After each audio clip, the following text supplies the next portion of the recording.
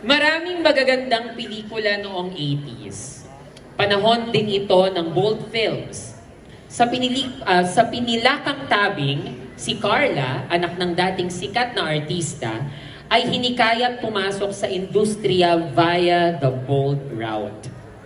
Pakinggan natin ang kaganapan sa buhay ni Carla sa pagbabasa ng isa sa pinakamahusay na artista ng ating panahon, ang nag-iisa at ang aking co-host, Miss Jackie Lou Blanco.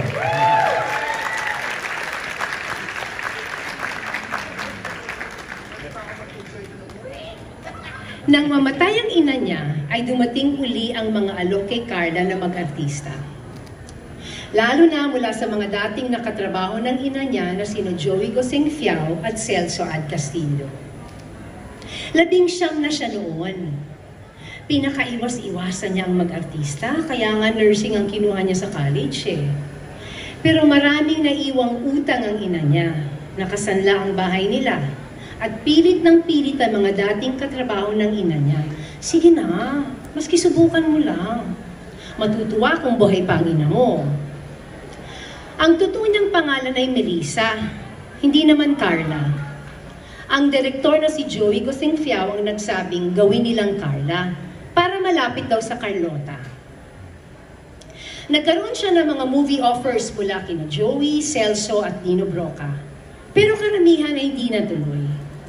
Muntik na rin siyang nasama sa soft drink beauties na kinabibilangan nila Sarcy Emanuel, Pepsi Paloma at Coca Nicolas. Hindi naman siya bagay na maging legal baby na kagaya nila Maricel Soriano, Snooki Serna at iba pa.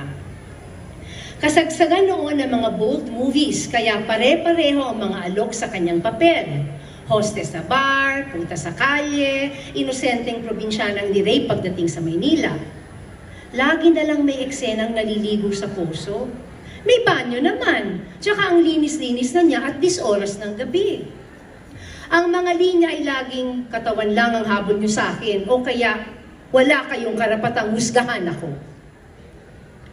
Dalawang klase lang ang mga babaeng karakter noon. Mayuming martir o mapang-akit na makasalanan.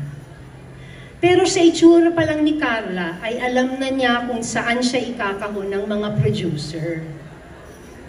Iginiit niya na willing naman siyang magpa-sexy, basta may katuturan. Gusto ko yung karakter na nag-iisip, sabi niya. Kaya sa wakas, pinagbigyan siya ng direktor. Nag-iisip ang karakter niya. Habang hubot-hubad na naglalakad sa ulan. Ay bakit hubot-hubad? Tanong niya. At bakit kailangan naman umuulan? Dahil tropical country tayo, di mo ba alam? Sagot ng direktor. Kaya tumanggi siya. Pero lumipas ang mga araw na walang offer at gipit na gipit siya. Kaya sige na nga, compromise ng kaunti. Sa nag-iisa niyang eksenang sa may butas sa dingding, halos hindi makilalang mukha niya. Pero ang katawan niya, maski balot sa damit ay halatang-halatang sexy pa rin. At ang isa namang eksena sa kaliwaan tayo, na extra pa rin siya, nasa background, nakapanty at bra, nagpapalamig sa harap ng bukas na refrigerator, ay nanakaw niyang eksena sa mga bida. Maski refrigerator, sabi nga ng isang kolumnista, kaya niyang painitin.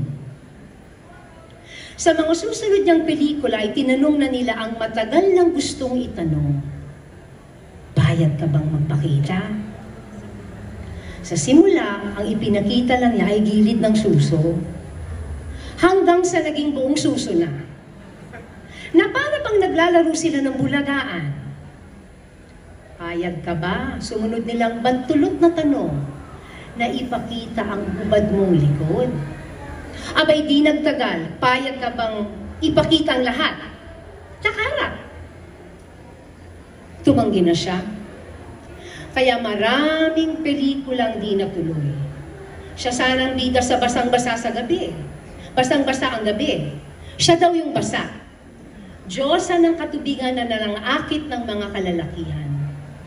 Pero gusto nilang ipakitang dumadaloy ang tubig sa buo niyang hubad na katawan. Ano siya, sapa? Muntik na rin siyang maging Jezebel. Pero kailangan daw na hindi laging nakatakip ng mahabang buhok sa mga suso. Di ba pwedeng may nakatakip maski kabibe? Muntik na rin siyang maging multo. Muntik na rin siyang maging multong putang bubo. Gumagala sa mga kasa ng ermita. Patay na nga pero nadaharap pa rin ng customer.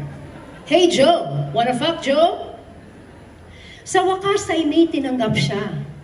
Historical fantasy na may kabuluhan. Isang Amazona, walang bra. Nakasakay sa kabayo. Hiya! Hiya! Tumutulong sa mga katipunero. Si Celso Al Castillo ang direktor.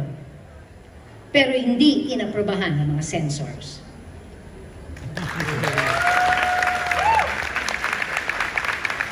Truly one of our best. Again, Miss Jackie Lo Blanco.